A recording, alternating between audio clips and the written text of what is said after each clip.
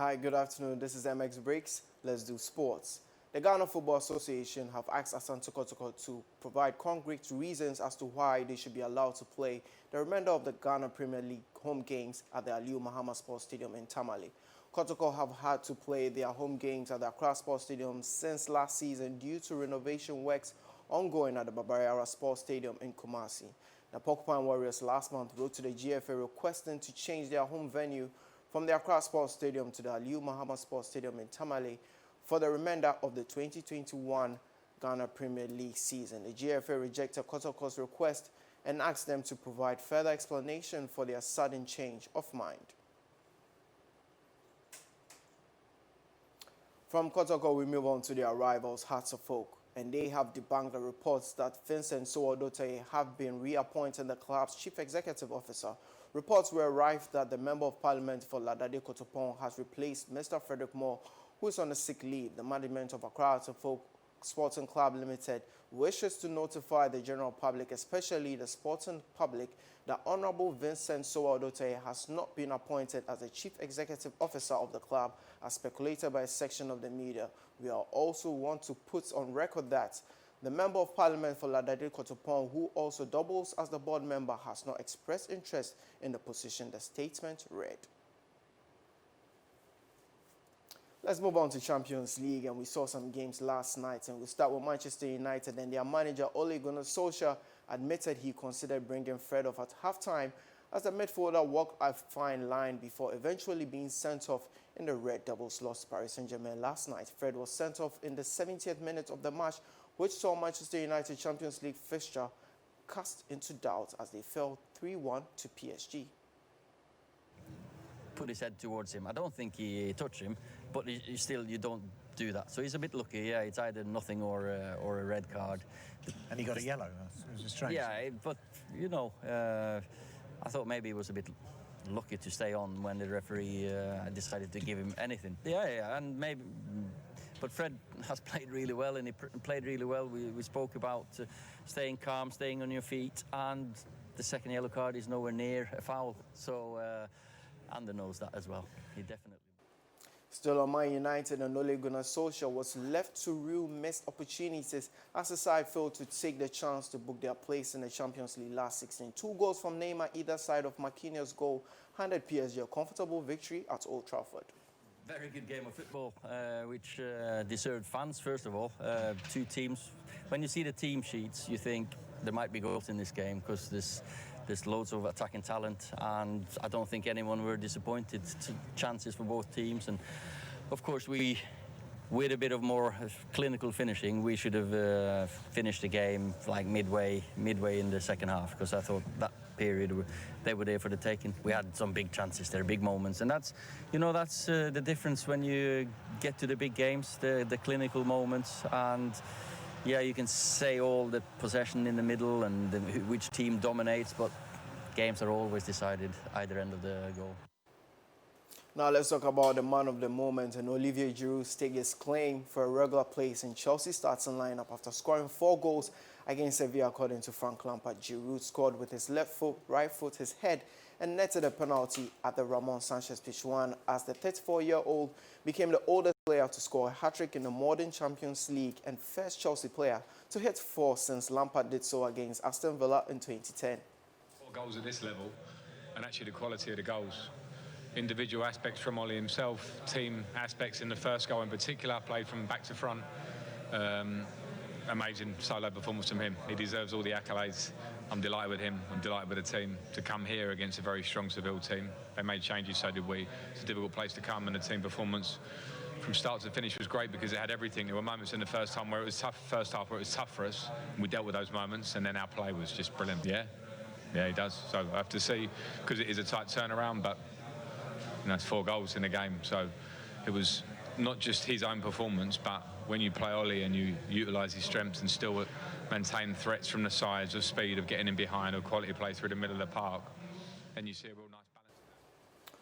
More on Chelsea, and Olivier Giroud says he wants to enjoy the night rather than worry about his role at Chelsea after making a spectacular statement in yesterday's Champions League win over Sevilla. In a 4-0 Champions League away game, it's always obviously a great feeling, a good performance from the team.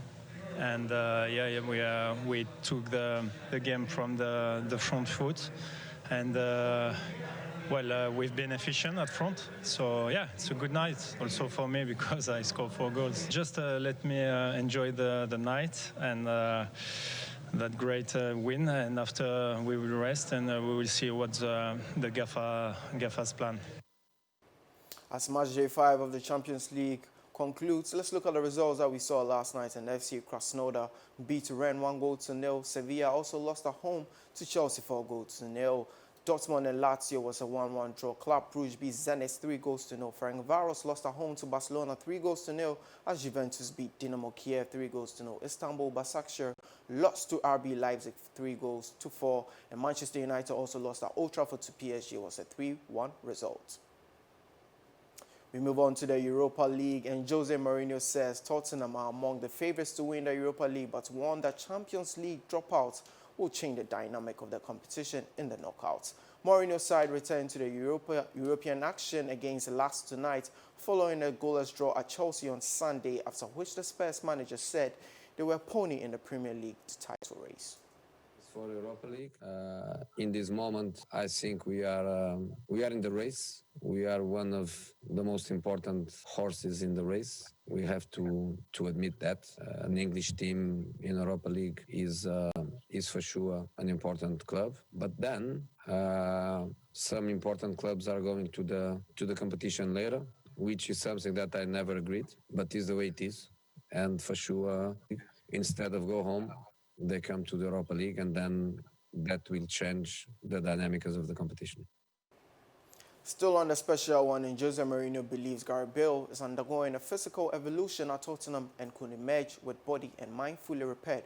Following a difficult few years at Real Madrid, Bale, on loan from Madrid, is expected to start some Spurs game against Lask in Austria, but the Wolves forward has rarely featured in the Premier League matches this season. The only problem with Gareth is to get into the dynamic and the confidence of playing consecutive matches without any bad feeling, without any negative feeling, without any remembrance of the recent past where the condition was not the best and the fears were there. So I think it's more about that. But he's playing regular. He has the chance of a physical evolution. In other news, Harry Kane has been ruled out of the game after missing training on yesterday, and is a major ahead of Arsenal clash on Sunday. Now, from another London side, we move on to their city rivals, Arsenal, and Mikel Arteta admits his Arsenal team are behind schedule in chasing its objectives for the season, and has urged their returning home support to back them fully as they seek to end a torrid autumn spell. Arsenal sits 14th in the Premier League table, and after their 2-1 defeat to Wolves on Sunday, have lost 3 consecutive top-flight games at the Emirates. I'd say with the results and the margins with that we are losing games, because when we analyze the games afterwards, why we are losing these football games when they are so tight, there is a reason that sometimes you win it and sometimes you lose it, but we need to recover that. Sometimes it's a lack of confidence in certain moments. The goals we conceded as well probably is not our standards, and then obviously the goals that we need to score to win football matches more consistently. You look in the last few years how the team has shared the goals in the Premier League, it's been quite limited. And that's not an issue that is happening now, it's an issue that is happening for years, and that has to be resolved. So to put almost 80% of that responsibility to one man is not fair.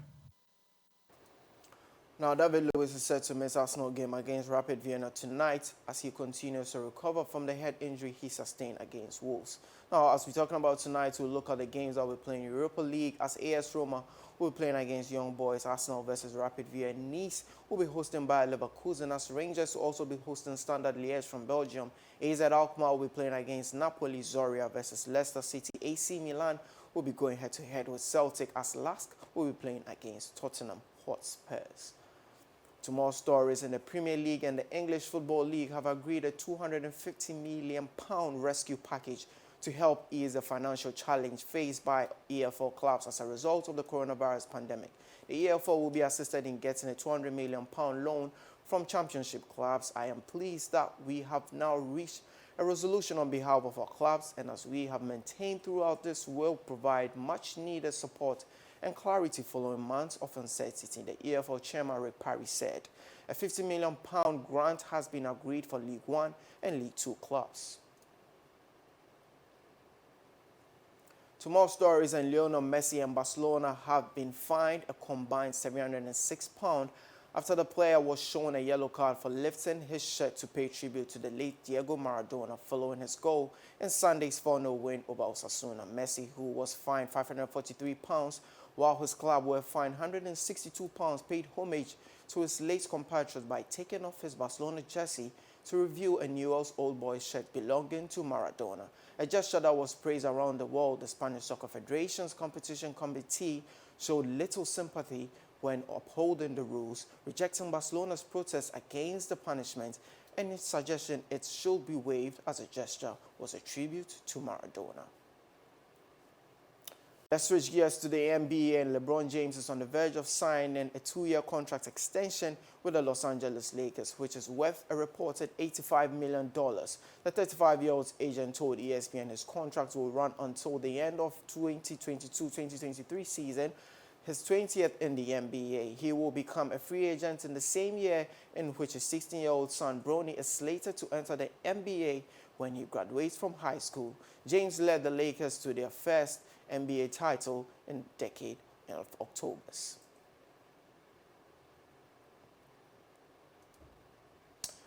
Let's wish the Bison, the Black Star legend Michael Essien, a happy birthday. I'll also be looking at some of his videos and his records has been doing in the league. And that's it all for MX Breaks on Sports. I am Selwyn Saki. Keep watching MX24.